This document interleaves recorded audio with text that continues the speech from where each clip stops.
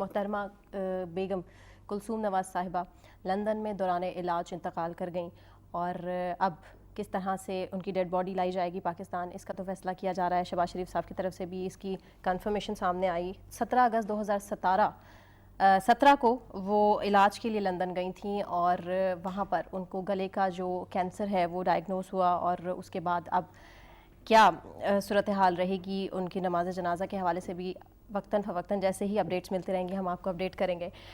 بخاری صاحب، سب سے پہلے میں آپ سے شروع کرنا چاہوں گی، کیا کہنا چاہیں گے آپ کلثوم نواز صاحبہ کی خدمات، ان کی جد و جہد کے حوالے سے؟ دیکھیے، پہلی بات تو یہ ہے کہ بہت ہی تکلیف دہ، بہت ہی افسوسناک خبر ہے کہ ایک طویل علالت کے بعد وہ کوئی 1 سال 25 دن رہی ہیں ہسپتال میں، وہ جو کلینک ہے وہاں پر، اور ان کا علاج ہو رہا تھا کینسر کا۔ ان کی بیماری کے حوالے سے بہت ساری باتیں ہم نے سنی سوشل میڈیا پر بھی، سیاستدانوں کی زبانی بھی، لیکن بالآخر وہ بیماری کے ہاتھوں اپنی زندگی کی بازی ہار گئی ہیں۔ میں ان کو کئی مختلف حوالوں سے یاد کرنا چاہتا ہوں۔ ایک تو یہ کہ پاکستان کی سیاست میں 4 ایسے بڑے نام ہیں جو اب ہم میں نہیں ہیں، لیکن ان خواتین کا پاکستان کی سیاست میں بہت بڑا رول ہے۔ پہلے تو بات کر لیتے ہیں مس فاطمہ جناح کی، جو قائد اعظم کی بہن تھی، اور انہوں نے اپنی پوری زندگی جو ہے وہ وقف کر دی تھی اپنے بھائی کی سیاست کی کامیابی کے لیے، جس کے نتیجے میں پاکستان آج جس میں ہم رہ رہے ہیں یہ مارز وجود میں آیا تھا۔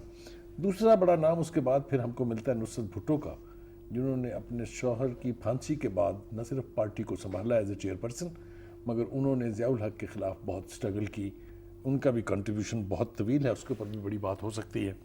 اس کے بعد بینظیر بھٹو، جنہوں نے انہیرٹ کیا اپنی ماں، پہلے اپنے باپ سے، پھر اپنی والدہ سے، اور ان کے حصے میں 2 ملٹری ڈکٹیٹر کے خلاف جہاد کہہ لیں یا جدوجہد کہہ لیں، وہ کرنا پڑی۔ ایک ضیاء الحق کی لیگیسی جو تھی، اور دوسرا جنرل مشرف۔